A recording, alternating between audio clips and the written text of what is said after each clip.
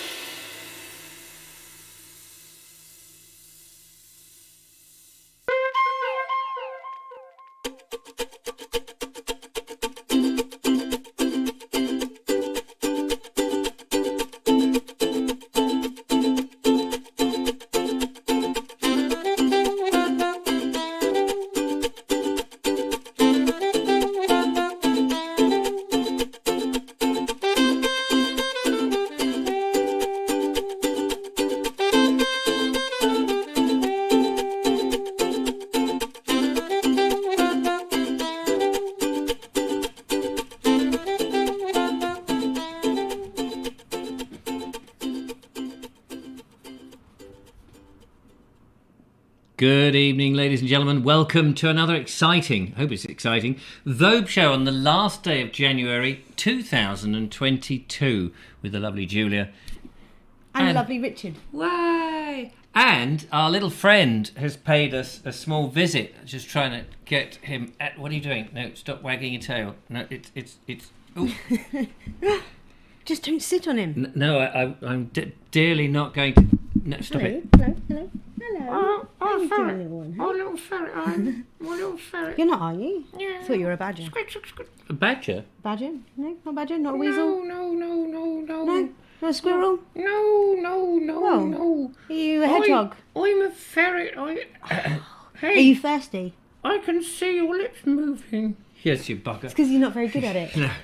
Anyway, ladies... Oh, there's the fire here. Come here, poor little Threw him into the thing. fire. Sorry about that. Anybody want a piece of roasted ferret? We'll be dishing him up, carving him up a little bit later on. Alex, now you sit there and pay attention. Marvellous. There we are. Welcome along to the last day of January 2022 on the 31st of January, although I've actually written down there the 30th of January, but you can't see that, so I don't know why I mentioned it. It's none of my business. In tonight's show, we have 3 videos. We've got the 2 videos that we didn't play from last week, and then we've got the 1 video that we will be playing from this week. So that's all very exciting. Hello. Stop looking at me like that. And, of course, the lovely people out there will, of course, be with us. Now, tonight, the theme is how do you de-stress. That's what we're going to be talking about. Have you got a special way? Do you get stressed, lovely Julia? Yes, stressed is my middle name. Stressed. Did you not know? You've got children, which is a good enough reason to get stressed. Somebody's ringing us already. Could you? Sorry, before you ring, let us just get into the show, if you don't mind. So you get stressed? What does this type? What kind of stress is it? Stressy stress. Yes, but I mean, does it make you nervous? Are you sick? Do you get? Because some people have palpitations. Well, sometimes it's debilitating. Sometimes I just can't do anything. I can just be standing there feeling like I'm being pulled in 5 different directions. Yes. By all the different things I know I need to do. It's like, well, I'll go do that. No, I need to do that. No. And then you kind of get into that sort of state where you don't know what to do first because you're so busy being stressed. And then there's the stress because you're chasing your own tail. Yes. I mean, I often get stressed if I'm late for something like a very important meeting and I'm in a car. Late for a very important date. Late for a very White important... rabbit. Somebody, can you please stop ringing just for the moment, if you wouldn't mind? So if I'm late and I'm in the car, I get very, very stressed. I used to, not so much now, driving the van. I've actually found driving my van is a lot less stress-inducing. Yeah, I can understand that. I don't know why. Maybe it's because it's higher up. You can't really go fast. You can't nip and, the way I used to drive. Nip and tuck and weave. Exactly. Nip, tuck and weave. That's what I'm doing to my face and my body next week at the Nip, Tuck and Weave Centre for those who want to muck up their bodies. Andrew Norris says gardening always helps. Yes, I think getting your hands into the earth. Into the soil and getting it under your... Actually, there is a reason for that. I think it's the microbes. Microbes help to lower your stress levels. Ah, in what way? Something like that. I'm not a scientist. No. I just read the articles. Oh, excellent. And kind of go, oh yeah, I think I understand what that means. Mr. Mocky is here, better late than never. It's nice to see you, Mr. Mocky. Thank you for coming. Northumberland Acres says, I tune into your show to relax and de-stress. How lovely is that? To be up there in Northumberland. He's got a tick. I think he's got a tick in there. Oh. We'll Is it a clock? Maybe it's got a watch. Kathy B says, how to distress, watch the Vobes Show course. Well, I hope it is a little distressing. That would be, of course, very good. And lots of other people are making sort of comments. And if you want to get our attention, of course, if you put at the Vobes Show, it comes up in orange on our screen, and then we get to read it like Mr. Mocky saying, a nice slice of hot, fresh, buttered bread. Or is that tomorrow? Oh, yes, of course, I've come to the end of my, unless I carry on, not eating bread. What will happen? What will happen? There may be a video in the making. So I'll have to see what it's like. We looked at Ryvita, didn't we? Yes. And we looked at the ingredients on Ryvita, which, of course, is a product. It's a biscuit of some description made from... Oh, look, his little face. Just have a look at his little face for a moment there. Where is it? There, look. He's all snuggly, bugly. Oh, he's a bit shy at the moment. I say he, it might be a she. Who knows? Somebody's so desperate to get... Let's find out who it is who's so desperate to get through. Hello, caller. Hello. Hello, Zane. Have you been... Hello. I'm very well. Have you been... Are you the one that's been repeatedly ringing in? No. Oh, I beg your pardon. Somebody was so desperate to get on the show tonight they was repeatedly ringing in. How do you get de-stressed, Zane? By fixing a car tyre. I'm sorry, say that again. You fix a car tyre? Yeah. And that gets you de-stressed? I'll tell you what then, Zane. Next time I'm stressed about needing to change a car tyre, I'll give you a call. Is that all right? Yeah. Excellent. We'll both get de-stressed at the same time. That is the most... and de-tired. I have to say that's the most peculiar way of getting de-stressed, though, is it not? Well, I won't mind. What if the tyre won't come off? I'll figure it out. You'll figure it out. He's an industrious young man. Yes, but when you say you'll figure it out, I mean, surely it's just undoing the nuts. But if the nuts are very, very tight, what do you do then? You have to stand up and kick the tyre? tool. Hello? kick the tool. Kick the tool.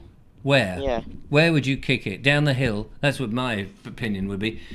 No. On the wheel. You just make sure the tool is strong enough on the nut, and then see if you can kick it.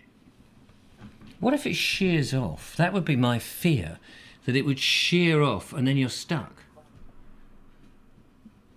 I don't know. There's a conundrum. Well, I'm pleased to know that is how it de-stresses you. Yeah, and what's in the Vobes Show? Well, of course. Yeah. For somebody who likes cars and fixing computers and football, the Vobes Show offers a lot of entertainment for you. Yeah. Right. Yeah. Good. Well, I'm very pleased. What else do you do? Play on my Switch.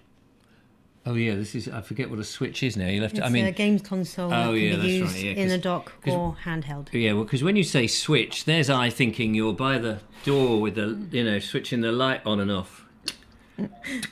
Or maybe it's an eternal. What do they call it? Do you know those little boxes where you get there's the button on the front, on the top. You click the button, and then the side of the top opens up, and a cat paw comes out and touches the button off again. Retracts. Do you know what those are? Have you seen those, Zane? Yeah. I actually have a Switch right now. When you say Not you've got a Switch Switch right boxes, now, then. what do you mean? You've got a Switch right now? I got a Nintendo Switch. Good. What game? Do you have many games on it? Yes, I got FIFA. FIFA 5. Is that Jack and the Beanstalk? FIFA, FIFA, Fofa, Fumfa. I smell the blood of an English man for. Is that the game? No, it's a football game. Oh, okay. Right, well, Colonel Cragratty says a few days climbing rocks or climbing a mountain de-stresses the Colonel. Yes. Oh, that's very good. Yes. Anne Wright crochets to de-stress. Oh, yes. And I think she should crochet halfway up a mountain with Colonel Cragratty. Have you ever climbed a mountain or done any crocheting, Zane? No. Would you like to? Yeah. Could you elaborate? Yes, I would like to climb a mountain. Thank you. Brilliant. Well, thank you very much, Zane. It's been lovely to wax lyrical about how you distress. And as Julia says, the next time that you have an issue, that she has an issue with her wheels, she'll be in touch and you can swap them around. Yeah. You sounded very enthusiastic then. Yeah, I will do. Brilliant. Thank you, Zane. Much appreciated. It's lovely to hear such a cheerful chap. Look after yourself. I will. Tatty bye. Take care for now. Bye.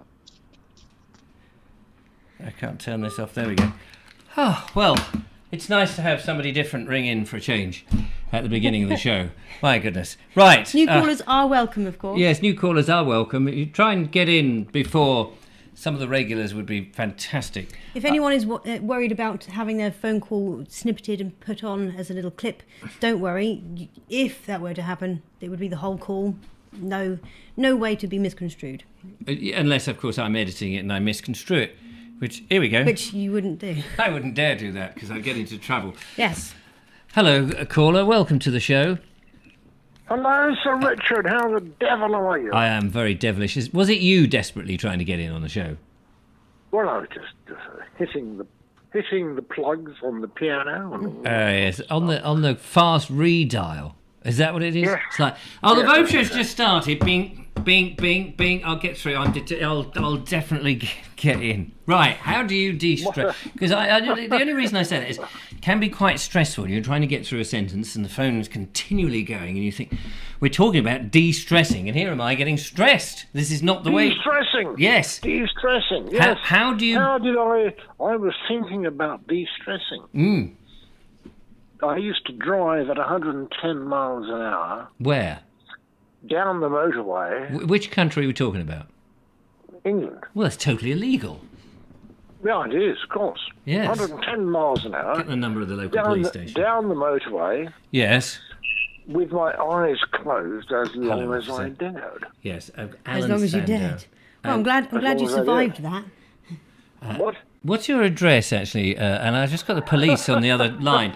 Yes, I'm just going to get his address and we'll send him to you. I know. What do you? Yeah, you think the thing is, I know the police don't like to do cases that happened in the past, but you did it with Boris, so you can jolly well do it with Alan Sandow.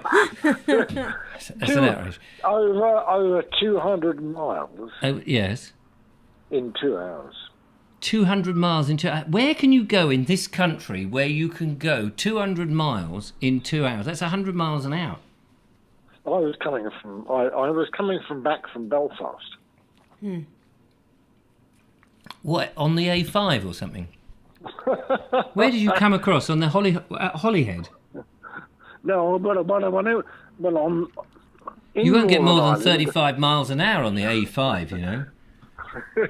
In You're talking Northern rubbish. Ireland, You're talking absolute pie in the sky. No, I was herding sheep with my rental car in Northern Ireland. Is this man for real? Have I entered a different universe? I mean, I'm supposed to be the surreal one. When are you going camping, sir? Oh, when am I going camping? Just as soon as I finish this show. I'm going to go out there. Oh, hello. How are you? Nice to see you. See you, Niall. Good game. Good. You think he's joking? I knew. You knew I was coming up with. I knew that'd be your reaction. Yeah. Fabulous. Fab. Look, man, wild camping. Wild camping, yes. Well, Wild if I camping. go wild camping, people will think that I'm very stressed. You go, I'm going to go sleep. You're so wild. Look, Mount Fuji. Mount Fuji. Oh, Mount Fuji. Yes, I go wild up Mount Fuji. That would be the wild. Sahara Desert. Sahara Desert, that would be the place. Nobody will mind. You won't get the council turning up. This is the Arab Council of Great Arabness. We understand that you're... Atlas Mountings. Yes. On this sand dune, there's double yellow lines here that says you can't park your wild camping van on these dunes. Didn't even have a tent. No, that's right. I'm doing it in the open air. Wouldn't get very far. Is he dead? He's sleeping. Oh, he's sleeping. Big one. Well, Right. was. Oh, yeah, it was. I've just woken up. Go Anyway, wild, man. Go wild. go wild, man. You sound like Zaphod Beeblebrox from The Hitchhiker's Guide. Oh, totally am. Yes. Anyway, I'm a 70s man. you're a what man? A 70s man. So I guess I'm a rambling man. Bit of lemon jelly there for you. Anyway, listen, we must go. Things to do, people to see, phone calls. All gone. Cheers. Take Take care, Alan. Bye. There we are. That's Alan Sandell, as if you didn't know. There we go. Now, there we are. We have a couple more suggestions of what people do to de-stress. Oh, good. Sean O'Brien de-stresses with rock music. Rock music. That's a good one. I like that. That's very stressful, isn't it? No. You bang the rocks together. You've got to lift them up. How But heavy are the rocks? Sorry. Cooking and cleaning helps me to de-stress. Who said de-stress, that? says Rachel. Rachel, cooking and cleaning. Watching a familiar film. Wait is a re- minute, we could get Rachel to come round here and do the cooking and cleaning. We wouldn't Yeah, object. you could. Hello, caller. Welcome to the Vobes Show. How do you distress? Good evening, Richard and Julia. Good Good evening. evening. Who is that calling in? It's Martin. We met at Avebury. Ah, hello, Martin. We met at Avebury. You remember, it was a few years ago now. It was. I was a younger version of the old miserable person you've got on the screen now. However, I've improved with age, like a good wine. And I love a good wine. The de-stress thing. I do a lot of painting. Oh, do you? Watercolour, and I do all sorts of things to do with art. Mm. And it's quite a nice thing to get involved with. It relaxes you and calms you down. What gets you stressed, Martin? It can be anything. It can be anything that's going on in your life that you can switch completely off from Yes. doing. When you're involved with the painting, you can just switch off from it if you like. Yes. So it's good. But the other thing I was going to tell you about, when I was watching your Sunday chat, you were going into great detail about craftsmanship, and you like the ideal of old-fashioned techniques and stuff of the old ways. the The old ways, wisdom, that's the it. wisdom of the past. That's right, yeah. So you're going to like this, what I'm going to tell you now. Right. You might benefit from it. Okay, I'm waiting to benefit. Here we go. You're going to like this, not a lot. Not a Are you ready? Yeah. Are you ready for this? I'm okay? ready. Hang on, let's have a Right. big drum roll. Okay, well, I've had 25 years of experience of upholstery. Oh, 25 years of upholstery. Yes. And I've recently got, obviously, I'm reaching that age of retirement. But the thing is, you never retire from upholstery. No, I bet. Everywhere you sit, you probably think, oh, that needs a little tweak. I think I'll just get my Exactly little... right. Yeah, I bet. And it's a lovely thing to be. I'm glad I did it. You know, I got remade redundant from the railways, Right. and I thought myself, after 18, 19 years of railway work, what am I going to do with myself? And I came across an ad in the magazine that said, "Stuck in a rut. Why not be able to learn traditional upholstery and soft furnishings?" I thought you were going to So say, for stuck that in a rut, why not use a ladder? Anyway, sorry. Go on. Anyway, I thought, well, I wouldn't mind having a bash at that. Yeah. So it just something appealed to me. You're using hand tools and the traditional methods, and I had some money from my redundancy. So there's somebody in Salisbury who were running a course, and I didn't know how much this was. So I think I approached the man who was doing this course, and I said to him, I want to come along and have a go at it. So he said, okay, bring some old dining room chairs and we'll work on them. And they were Victorian, and I was hooked on it.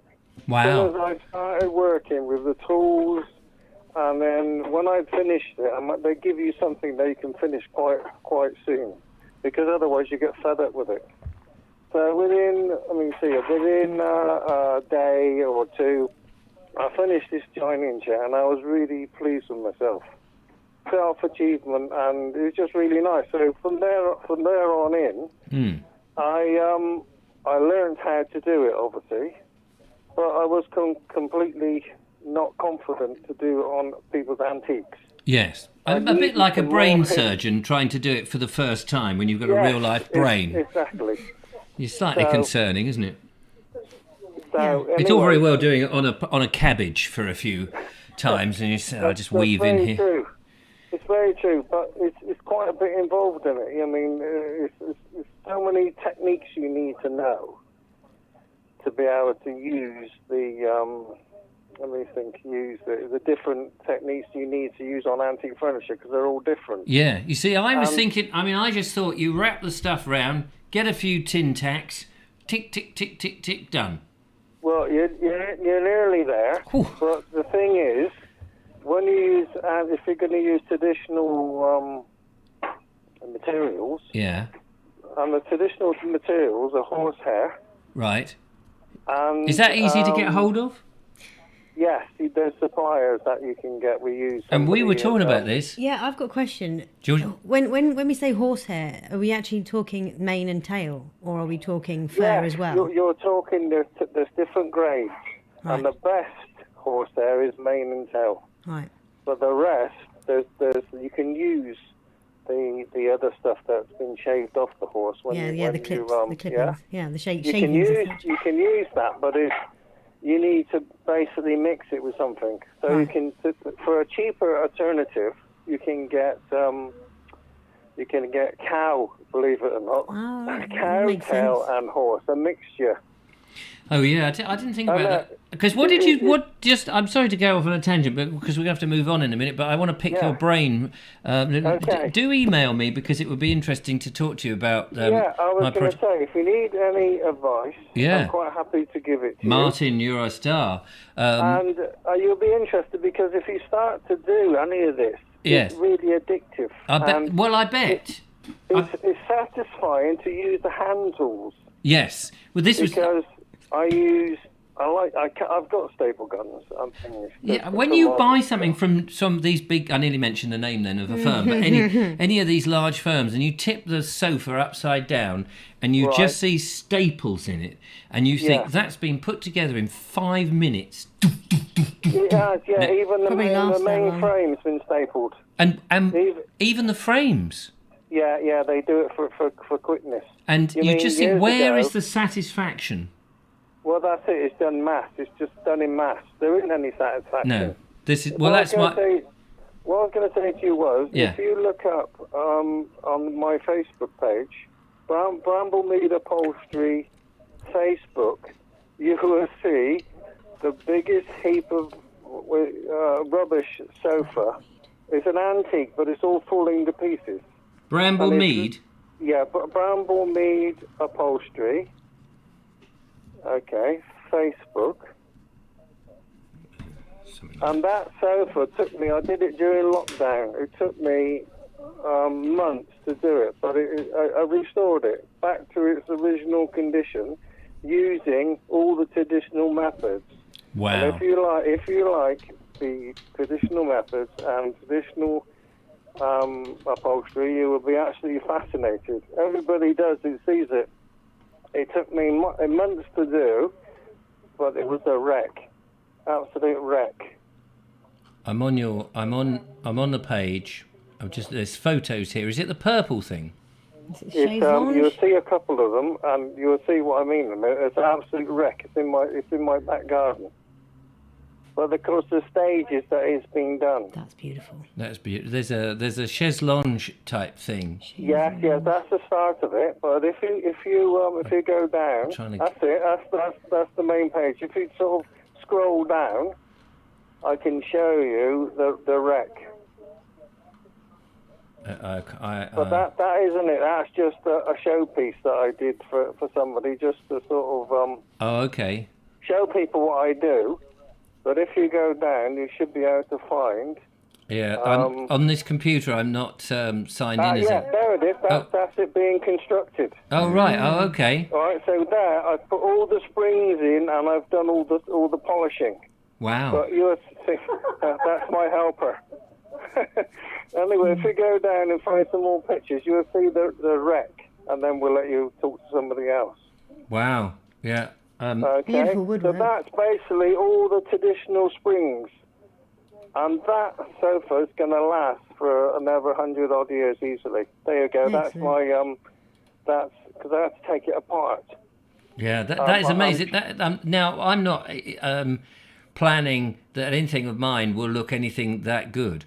Well, if you're doing a sofa, you would.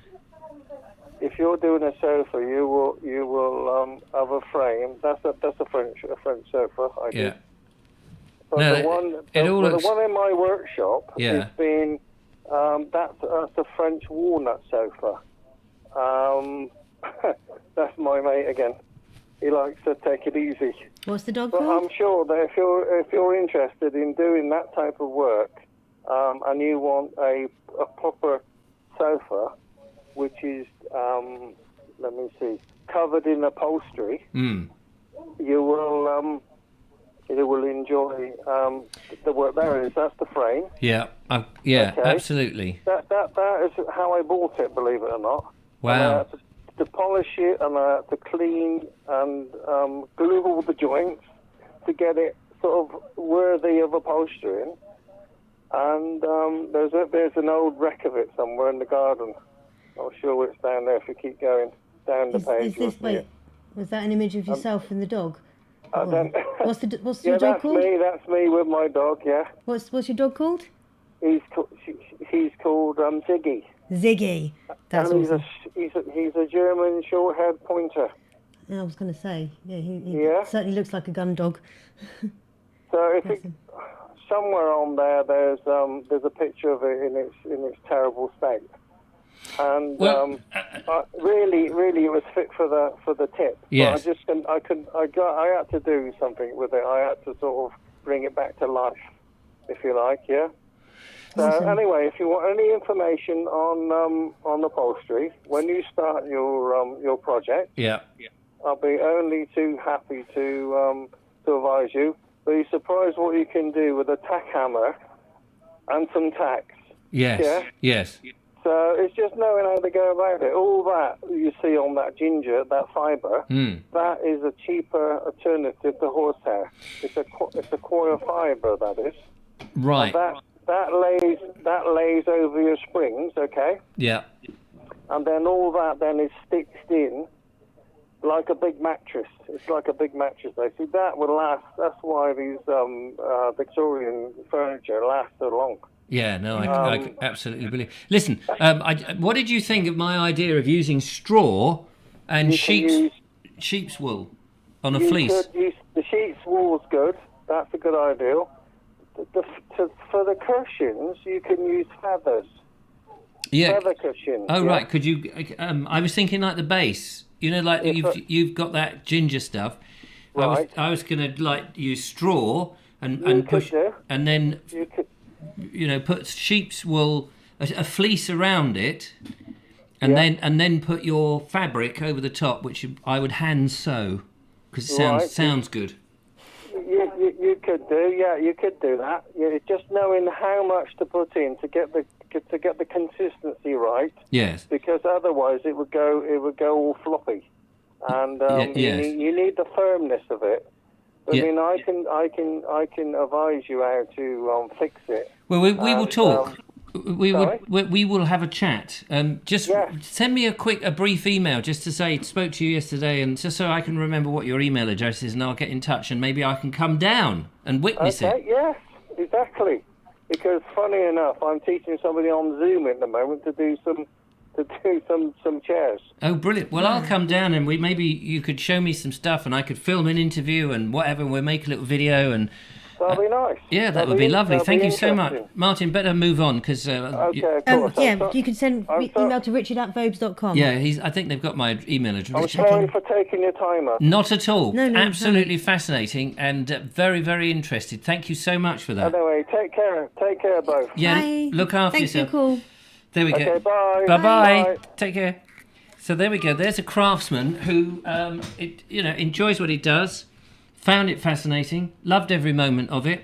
And I'm sorry, we've gone off topic a bit here, but a few people on reaction to the video I did about going back and taking the essence of the past and bringing it up to date was often either misconstrued or people were going dream on or you're living in I couldn't believe the naysayers. Oh, so many naysayers. Hello, caller. Welcome to the show. Good evening, Mr. Vobes. Ah, Colonel Craig Ratty. Here's a man who's halfway up a mountain. Well, I was. Oh, are you on terra firma again? Well, you're always on terra firma, aren't you? Hopefully, yes. I just come back from 4 days in Snowdonia, but I'm going to complain to the Welsh Government because there was no snow there. Yeah, I bet it was cold though, wasn't it? Or was it? It was chilly, windy and dry. Oh. So, yeah, we had great fun. So do you get... does that make... good way of de-stressing. I was going to say, do you get stressed? Around the most stressful bit is driving up there and driving back. But once you've got over that, wandering around in the mountains and camping in a tent in the winter is very, very de-stressing. I mentioned you on my Naked Englishman podcast. Did you? Yeah, I was talking about longevity and getting old and being inspired and not sitting about with cushions all around you in a cosseted environment doing nothing and just ending up like a pile of flabs stuffing your face with something like that. I was saying I was probably horrible and upset. Sounds like me. And I said, when I get to my mid-70s, like your good self, I want to be not necessarily climbing a mountain because I've never done that sort of stuff, but I still want to be active and doing things and not think that at that age it's over. So it's good. You are an inspiration. Absolutely. Thank you very much indeed. I just keep going while I can. Yeah. It's not only the rock climbing, but it's the whole steampunk. Yep, the steampunk. The style. You've got your own thing. It's great. Yeah. You've still got interest, and I think so many. I mean, I remember I'm over 40, as you probably know, and I remember when I was 40. So am I now. So a friend of mine and I were at similar age, and he got to 40, I think more or less same time as me, and he said, "Oh, I'm 40 now. It's all over." Really? We're old. And I said to him, you're not old until you reach 100. To say life begins at 40. Exactly. Yeah. And it's funny how people are wanting to close their life down so quickly. And I don't understand it. But anyway, that's another thing. So, yeah, so de-stressing yourself. I definitely think fresh air, getting out, even if it's a walk in the countryside. I mean, on one day we did have some rain because we went. I dropped off a couple of the guys. There was 7 of us all together, and I dropped off a couple of the guys up to walk up Snowdon, and just walking outside and getting the fresh air and the views and the lack of all the industry and all the hassle and all the all the sort of TV and everything like that. Yeah, it certainly clears your mind of all the rubbish. Absolutely, yeah. No, it's that's what we need. I don't understand why people flock to the cities, because I mean, it might be work or in search of something, and I often wonder why people go in search of work in the first place to become a drone. I think if you're walking out, if you go outside, even if you don't have to walk up anything big, just walk along a towpath of a canal or something, or just go into the countryside and breathe in the fresh air and look at the views and sort of have a different area to be in. I think it's that just de-stresses you anyway. Martin Lees says stopping working is a great way to de-stress. Yes. And I think that's true. I think people... I was reading a book, actually, and it was talking about why do people work? I mean, I understand that people, we get sucked into this thing that the media tells us we've got to have a big house and we've got to have this car and we've got to have these subscriptions to all these television things and we must have this and we must have that. And he said, but if you got rid of all of that, which is what I've been trying to do for a long time, you suddenly find that you don't need as much money coming in as you first thought. So you don't need to keep going on this career to continually get better paid, because what are you going to do with it? Well, yeah, when I got to about 5 years, when I got to about 60, I decided that I would work part-time. So I changed my hours down to 3 days a week. So it meant that I was working 3 days a week and having 4 days off. And having that balance of more time off than that work made a huge difference. Obviously, my salary went down, but we still managed okay. And I think doing that a few years before retirement is better than just working flat out till you're 65 or whenever you retire, and then just stopping. Yes. Going from 5 days a week to no days a week at work. And a lot of people, they do that, and within 5 years they're dead. Yes. And also they don't have anything. They're working all the time, a lot of people, and they have nothing outside of work. Yeah, no other stop interests. Work and they just sit on the settee, watch daytime TV, and they just grind to a halt, I think. And that is almost suicide. Doing that, sitting there and letting other people. I always think this: you watch other people living lives, and you're just a spectator. You're not actually taking part. Yeah. And soaps are the worst things to get involved in because you feel like, I've got to watch this, it's not even real. I mean, Fly on the Wall at least is actually something happening with real people to a degree. If it's television, it's all lies. But it's something. Whereas scripted stuff, it's like, why are people watching these soaps? Because it's not even real. Yeah. No. And they're just draining their life away, being there was away. one afternoon when it was raining, and I decided the others had gone up quite a steep mountain, and I was finding it a bit hard work because I've got a dodgy knee at the moment. So I just backed off and went off walking at low level. And in the afternoon, the rain came in, and I just thought, well, am I going to sit in the car or am I going to go for a walk in? With the rain and see the views. And I went for a walk in the rain, and it was cold, and I had all the gear, and it was great. It's invigorating, isn't it? Yeah, it's absolutely enthralling. It really is. Mind you, you do see some sights. We were driving up to drop these guys off at. I was driving up to drop these guys off at Penny Pass to go up. They wanted to go up Snowdon, and there were 4 people who were probably in their late 20s, and it was pouring with rain, and they were walking up the hill from the car park, or from where they park their car to the start of going up Snowdon. Everybody else was dressed in, waterproofs and walking boots, and these 4 people, I think it was 2 guys and 2 girls, they had fleece tracksuits on, top and bottom, and trainers, and face masks because of the pandemic. Oh yeah. And they were walking in the pouring rain, and it's about half a mile up the hill, quite a steep hill to walk up. Nice. I would imagine that by the time they got to the start of the track up Snowdon, they would have been absolutely soaking wet, because fleece tracksuits just absorb water like a And sponge. they'd probably lost both trainers by that point as well. And their trainers were only ordinary trainers. They weren't, proper heavy-duty ones. And I should imagine that they almost chance of suffering from hypothermia. And I thought, you got out of the car and started walking in this rain in ordinary fleece tracksuits. And I thought, oh dear, I hope you don't try and walk up the top of Snowdon, because they'll be carrying you down in a body bag.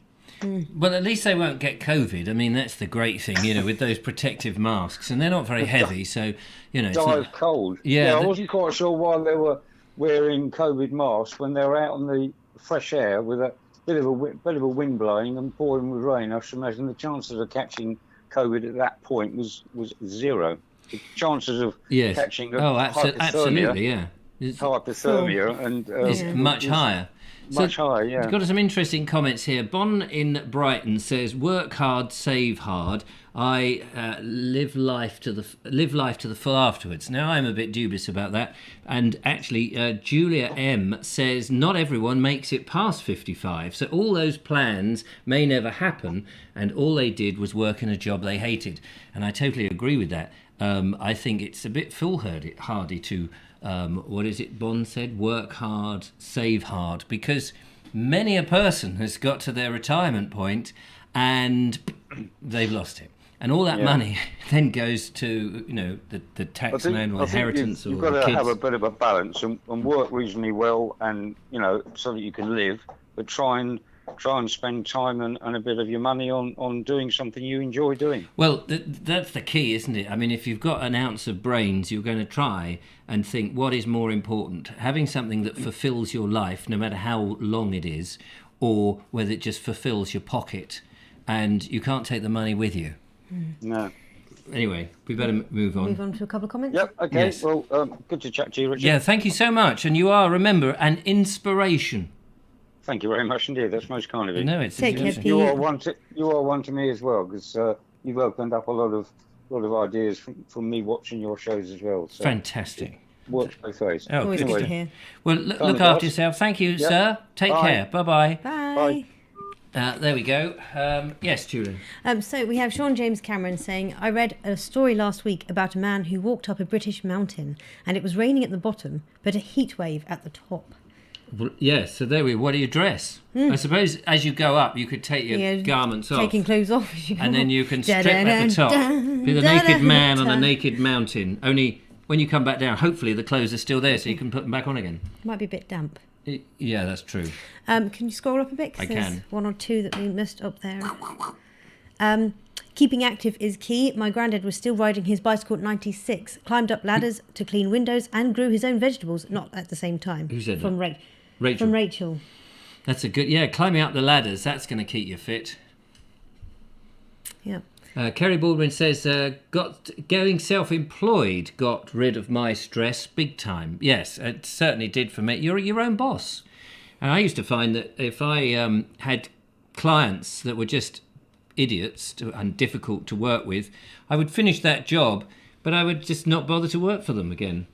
He says, "Oh, yeah, no, that's fine, yeah, whatever." You'd be ever so nice, ever so polite and what have you. The next time they ring, "So I'm ever so busy. I'm busy that day. Sorry, I'm really sorry, I can't make that." "Oh, what a shame, because you were really good." "Yeah, I was good. And you were an AH." So, yeah, that's a thing. We better show some videos. I'm like an AH, huh? An AH. But Will Martin says people have got mortgages to pay off, and that's very true. That is very true. But some people buy these enormous properties and then they're inclined to keep buying. And it's not the people's fault, but they're being advertised and brainwashed and told and given these aspirations that you've got to continue to work and get a bigger and better job. And what happens is you get a job that you then have to work more hours. You might be earning more money, but I remember watching this thing about a millionaire. And this millionaire, this amazing house, this massive swimming pool. He said, "I just had the swimming pool put in," and his daughters were swimming in the swimming pool. And he was on the phone all the time during this episode, and eventually he got hold of the presenter who was following around. He was like, every time he started to, hang on a minute, the phone's ringing. Yeah, mate, blah blah blah. And they'll come back to him and said, Your swimming pool. He said, "Oh yeah, the kids love it. Yeah, it's lovely. They don't have to do anything. They can swan around." And he said, "Well, how often do you get to go in the pool?" We've had it for 2 years. I've been in it once. And he had this, and because he was so busy working that he couldn't enjoy any of it. And I believe, if I have got this right, the bloke, the inventor of the iPod, whatever his name was, the iPad man, the iPod man, Steve Jobs. Apparently, I read, this may be apocryphal, I may have got this wrong, but on his deathbed, or close to death, he said one of his regrets was he worked too much and didn't spend enough time with his family. That is a story that happens quite a lot. All too often we hear that. We better show some videos, ladies and gentlemen, because we didn't show them last time. Nope. So, let's go to the ones that we didn't show before. And Lynn B was up at Sisbury Ring on Friday, I think it was. Let's find out what it was like.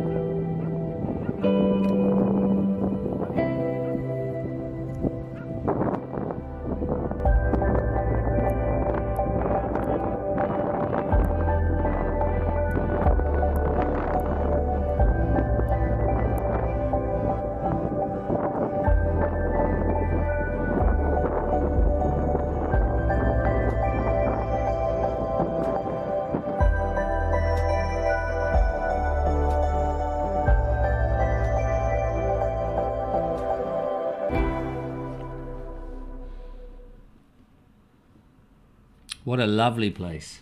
That was really nice. We must take the ferret up there one time. Would you like to go up there? Oh, yes. We were not going to let you loose because there's wild horses up there at Sisbury. I don't know if you saw the wild horses. They are lovely. You like them, don't they? They're like pneumatic ponies. Not pneumatic ponies. New Forest. New Forest ponies. I think some of them are New Forest ponies, actually.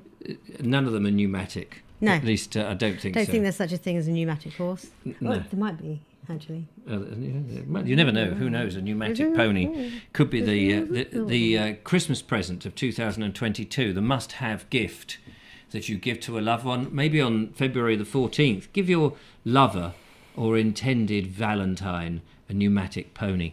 We're going to go and have a look at Bernie. He went to the bandstand in Eastbourne. He sent me an updated file because the version he had wasn't quite ready when he sent it in before. So he said, can I swap it round? So hopefully I've got the right file in for you, Bernie.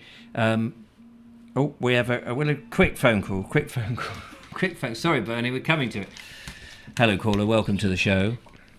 Good evening. Good evening, Mr. Suggett. Forget. Hello, how you doing? I'm doing very well. I feel very guilty when you ring in because I missed your show yet again. It just comes in. Your show is at the wrong time for me. I'm so sorry. The Veg Grower podcast, 6 o'clock. Check it out on YouTube and on Facebook, by the way. On Sundays. On Sundays. On Sundays, yeah. It was a good one last night, actually. A lot of good conversation. So, well done on that. Sorry I missed it. I was usually sort of lighting the Essie and cooking my dinner at that time, and I usually set you up, and there you are. But I did check out your camping van video. Oh yes, that went up about the same time as well, funnily enough. Yeah, that's what I think. That's maybe why I got sidetracked, because there you were on Hailing Island, following the Billy line. That's right. Yes, yeah. Yeah, I think we went there on Saturday. At the Brownie Point there, at least something. Anyway, what can we do for you? I was just noticing your conversation about or theme about de-stressing. Yes, how do you de-stress? I don't get stressed. You don't. I mean, you don't. He's gardening all the time, so maybe he's getting the microbes. Yeah, I think Julie is onto something. I should rephrase actually. I very rarely get stressed. I don't come home and feel like I've had a bad day or anything. You're a very mellow man, aren't you? I mean, there are people like you out there who you just think, gosh. I mean, I used to know a bloke called Roger many years ago, and nothing fazed him. He would just be like he was permanently on drugs. It was like he was permanently saying, oh, yes. And you go, what? And we were trying to put a show together, and I would get stressed because I get excited or I get annoyed or I get, I go through all these emotions. Yes, we've seen you do that. And you've seen me do it. And I sometimes do it on the show. I'm very excited and passionate. And I show my passion. I wear it on my sleeve, as it were. And Roger would just be... He would smoke his little cheroot things. And he would just be like... He was like John Le Measurer. It was just like sort of almost somewhat vague, and I never understand why. It's like, the curtain is up. If it goes all right, it goes all right. If it doesn't, it's no. It's like, surely you must care about it. Surely you want it for the. I'll do my best. If my best isn't good enough, so so there's people like you out there, Mr. Suggett, who do not stress. Yeah, I don't think it's I don't care. I certainly do care. I just don't get stressed about things. I give everything my best. Yes. And if my best isn't good enough, well, tough, I guess. Fair enough. Tough for who, though? Well... Tough for everybody else. The world in general? The world in general, yeah. I mean, I can't think of an example of where I've had a problem from it, so... What about if there's an emergency? If you've been in a situation where somebody has, say, I don't know, broken into the house with a hatchet and is about to hack Amanda to bits, would you be stressed in that situation? No, I'll just grab one of my knives and chase after them. Oh, would you? I thought you were going to say I was going to join in then. Oh, yeah, well, just a bit of that. No, I wouldn't push it that far. No, quite, because I'm sure Amanda would get the upper hand. I'll do like Crocodile Dundee and sort of say that's not a knife. Right. Pull out my machete and say this is a knife. Is it because you used to do a bit of the black arts? Possibly the kickboxing. The kickboxing, yeah. Yeah. Sorry, I'm just getting licked by my dog now. Yeah, that might have something to do with it because that did mellow us out quite a lot. Obviously, hitting a pad. If people were, and I used to see people who were quite angry, and they'll come in there angry and they'll hit the pads and then they would just leave quite mellow. Right, because they've got rid of the worries Pent-up and things. aggression. Yeah, absolutely. Yeah. I mean, some people do that with their wives and their children. Some men, obviously horrible men. Yeah. And then, the police come round and go, I don't know what you're talking about. I'm not stressed at all, am I, love? Love? Oh, please get up and make the policeman a cup of tea. It's bleeding all over the place. I'm so sorry. I don't know what came over her. Yeah, I think those type of people, it's a bit difficult to call them men. Yes. They're just monsters that need to be locked up, of course. No, and I'm joking for the sake of a point. But, it's interesting that some people don't seem to get stressed. And so you can't really advise then, can you? Because you've never gone through it. No, I mean, I think where it does stem from, I've had, in the past, I'd suffered from post-traumatic stress disorder. Right. When I was about 17. And what caused that? Traumatic stress. Yeah, traumatic stress. Traumatic stress. Thanks. Yeah, glad we got that sorted out. My best friend had a heart attack as we were walking home from a station.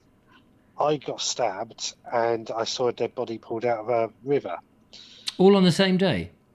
No, in about a 2-week period. All right, okay. I was going to say, that's quite stress. That was a stressful week, isn't it? Yeah, normally, the Veg Grower podcast, you don't come across that on your allotment, do you, very much? That was a really bad pair of weeks. Yeah. Yeah. Wait, so your friend had a heart attack on the way home from the train station. Yeah. You got stabbed, and you witnessed a body being pulled out of the river in the 2 weeks. What age were you? I was 17 at the time. Yeah. Oh, blimey. It's a Young good and job you didn't impressionable. bite your tongue at any time during that, and, or get a paper cut or something, because that would have just pushed you over the edge. Oh, yeah, just so too where much. were you stabbed? They say things come in threes, don't Yeah, they? like So- buses. Yeah. You don't want to get hit Yeah. by those. So where were you stabbed? I was Paddington working in a Station. Sorry. I was working in a supermarket in Worthing at the time and repairing a fridge, and some young shelf stacker got a bit leery with me, and I mean, stabbing makes it sound worse than what it actually was. I call it more of a slashing. Well, I don't know. That sounds. I mean, was he coming at you with A a knife massive? came into your skin and penetrated it, right? Was he like a great big knife? That's stab enough. Was it, under the neck and blood? Was there blood on the walls with your guts hanging out? Were you You have to be disemboweled? so visceral. Well, I'm just No, thinking, no, no. when you say you're being slashed, I mean, my goodness, I've imagined that they've chopped your head off. No, I've got a nice scar across my chest. I don't know if I've never shown you it before. Do you know Yeah, I what? don't think it's ever come up in conversation, It's actually. not one of those things you go, oh, Rich, I'm just stepping into the bath, but I'll pull my pants back on, but have a look at my chest. We've not had that situation, fortunately, Richard. It's very kind. Yeah, okay. I think you're lacking in your bromance. Yes, I'm sorry. Yeah, it must be. Must be. Dear, oh dear. I'll come over Better get it fixed. and make sure you've shaved the area so I can see it. Be careful with that blade. I wouldn't want you to He's not into bears. get disemboweled. Yeah. I'm On the amazed I chest. haven't shown you that. Is that Amanda giggling next to you? It is, yeah. And Roxy was. Just And looking Roxy. my mouth Roxy's as well. giggling the loudest. Yeah, partly because she's been mouthing a lot. Did you have to? I'm sorry, I'm prying about this being You're stabbed. really into his chest Yeah. scar. Well, I've never been stabbed, and Chicks dig the scars. whole idea of it is quite repellent, really. Did it hurt? I think at the time it was more. It happened so quick that I don't really recall any pain. I mean, it happened so quick, and everything was just a bit of a blur. And the medical team in the supermarket was straight on me. I mean, The medical team in the the supermarket. medical team. Yeah, well, because the manager was in. I was talking to the manager at the time when it happened, so he saw it happen, restrained the other person, called the medical team over, and I was sort of, I guess, in shock. I think it is. I mean, Did they come and put some frozen peas onto you? Quick, no, ice we pack. used glue. What? We used super glue. Well, that's a good idea. Glue him to, look, he's trying to get away. Glue him to the wall and wait until the ambulance comes. So hang on a minute. So what happened to this other bloke? So I'm absolutely fascinated now. So this guy comes up with you and he slashes this knife, and the manager manages to sort of not get slashed himself. Mm-hmm. Yeah. And because I was assuming that you said there was no pain, but I would have thought that one of your fists would have felt as you punched him in the face and said, "Oi." Well, it's more of a chest thrust as it happened that I punched him in the solar plexus to push him away more than anything. Oh, right. After he'd slashed you? During, I think. Oh, right. It happened so fast. Yeah. It was almost like a reaction. And tell me, the body that was pulled out of the canal or the river, was that him? Had you done him the following day? I'll have you into the river. Oh, look, there's this bloke. Oh, yes, I know him. I didn't do it. I was too busy bleeding to death. Richard, that's been hilarious. But I mean, well, you have a really strange way with words sometimes. I know. I haven't mastered the vocabulary properly. What he means is he's really sorry to hear that this happened to you at such a young and impressionable age. Yes. And nobody should have to go through anything like that. And what did you say? You got PTSD? Yes, PTSD tape. And PTSD, yes. Ferret, sicken. No, my nipples being eaten by a ferret. And so that must have been stressful then. And since then, you thought, I've been slashed by a bloke younger than me, and I've been pulled out of the canal. What was the other thing? He had a headache or something. What was the first thing? Best friend had a heart attack. Oh yeah, he's had and your granddad's had a heart attack. Best friend. Oh, best friend. And then that's enough, isn't it? All those things you just think, what can happen? What about? Yeah. What about when you were walking up the aisle with Amanda and she's looking at you with those very dewy eyes going, there is my darling, the man that I love more than anyone in the world, and you're looking at her going, this is the woman I'm going to be. Were you not even slightly nervously stressed at that, making the right impression, cocking up the words, I do? No, it's not us at all. She was late. Oh, she was late. Too busy doing a bit of urban exploring. Oh, look, there's an old pillbox over there. Richard, I'll be there in a minute. I'm just going to go down into this basement here and have a little gander. Yeah. It's probably what did go on there with her. There was something more important for her to do. Anyway, I can marry him any old time. He'll be there. And you're going, it's funny actually, that smells like a fridge not working. It's all right, Amanda, I'll be back. There's a fridge over there that needs repairing. Anybody nearby with a knife? No? Oh, that's all right, I can fix it then. Oh dear, what a life you've had. It almost makes veg growing a little bit sort of too simple for you. You're an international, I'm sure you've got a red cloak somewhere and underpants. with that was meant super to be suggets. Oh, it's been an absolute joy. Thank you very much, Richard, for revealing how unstressed you are. And I can confirm you are very, very... You are a pretty laid-back man. A laid-back man. Yeah, well, Amanda will agree. Amanda will know, won't she? Once she gets you in the bedroom, you're laid back. Right, anyway, enough of that gay banter. We must move on. But thank you for calling us. And do check out Nuggets. What is it called? Nuggets Van Life. Nuggets Van Life. Your next adventure as well with your new van. Yes. And check out the what's it called? What is it? Hailing Island. Hailing Island on the Billy line. Billy line. Yeah, fascinating stuff. Good stuff. Yeah. Lovely to talk to you, Richard. Look after yourself. Likewise. All the best. Love to you and Amanda. Bye. Oh, and Roxy. Bye for now. Bye. Take care. Bye. Oh, that was Richard Sykes from the Veg Grower Podcast, as you heard. So nice to hear from Lovely. you. Now, before anybody else rings, we must play this was another video. Yes, the bandstand, Bernie's bandstand. He's very kindly sent in a second version. Let's have a look. Ferret's getting a good front row seat there. Yes, well done, Ferrety. Here we go. But here is the bandstand.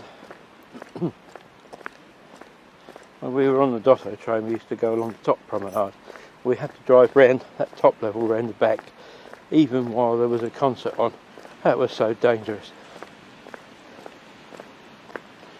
This used to be the central bandstand. We used to have three. There was one at the Redoubt, excuse me, there was one up on the western lawns, and this was the central bandstand built during the 1930s. I've always thought of it as being at the tail end of Art Deco, but the official description, I believe, is now then Neo-Greco style. Nearly Greek? I don't know. Now this confuses me. This column here, this square column, there's several of them around. It's not what I would call a very sympathetic restoration. It doesn't fit with the others, and it doesn't sit very well so close to that round one. But look at the crack. Is that a crack? Is that a deliberate break? You tell me. But we're going to go.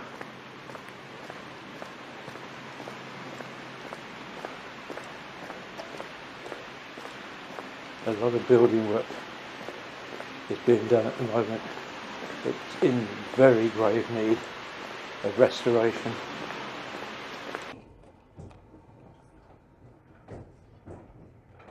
Well, back to 2007 here in the summer, and film I took on a very poor camera from the back of the Dotto train on a quiet day, and you can see already, even back then, supposedly temporary repairs done to the roadway or walkway, whatever you want to call it, and that was back in 2007.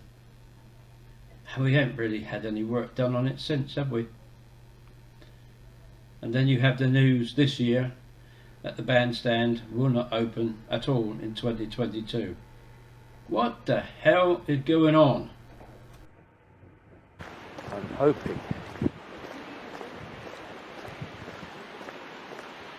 we can get through here and go round the back of the bandstand once again.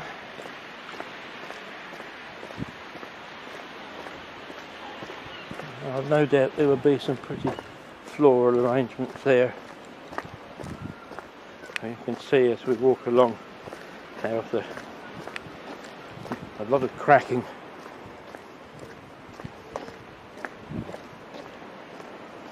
But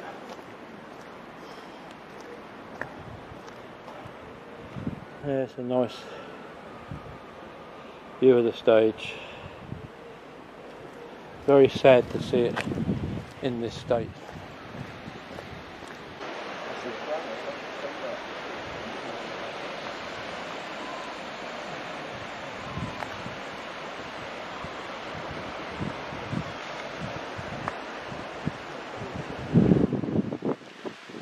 Eastbourne's once lovely, elegant seafront in a sadly rather shambolic state. So here we are in 2022 with no further forward. In fact, I think we're going backwards.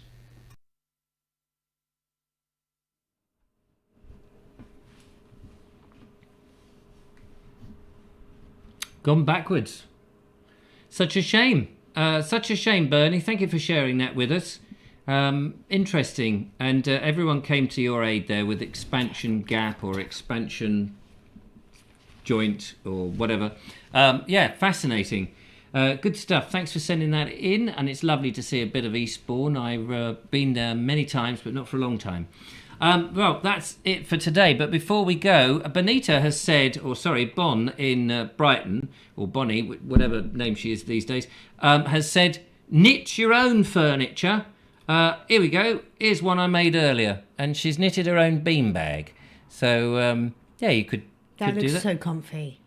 But I'll come round tomorrow and have a sit on that. yeah. What about backrest though? How do you rest your back? You can't lean back bacon. Lean back and enjoy it, can you? No, but when you're so close to the floor, you don't need to per se because you've got. Yeah. But it's a great idea and well done. I think Bonnie said that she had knitted that herself. So well done. Fantastic work. That's it. We will get to Andrew Norris, who's got a sunken garden video, but I don't want to just squeeze it in right at the end. No. We'll leave that for Wednesday. Now, let me just quickly tell you, or I'll tell you at a slightly slower pace, it depends. Not Andrew Norris. We've got Dump Man coming in on Wednesday. It's going to be an exciting and full week next week. Yeah, this week. This week. Yeah. Not next week. Not next week. Next week would be nothing. So Dump Man's in on Wednesday. Ricky is here on Thursday, and Julia's back on Friday. And I will be here, unfortunately, throughout all of that. I'm so confused lately about what day is which. It's Monday today. Yeah. Tuesday, This morning I thought today was Tuesday.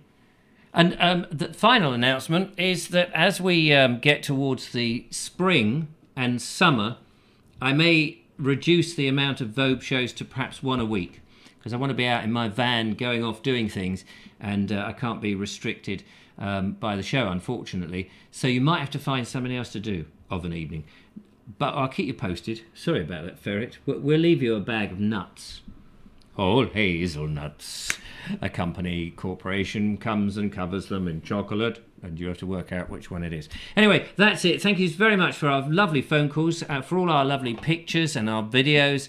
We'll be back on Wednesday with Dump Man, so you can quiz him about his videos and all of that.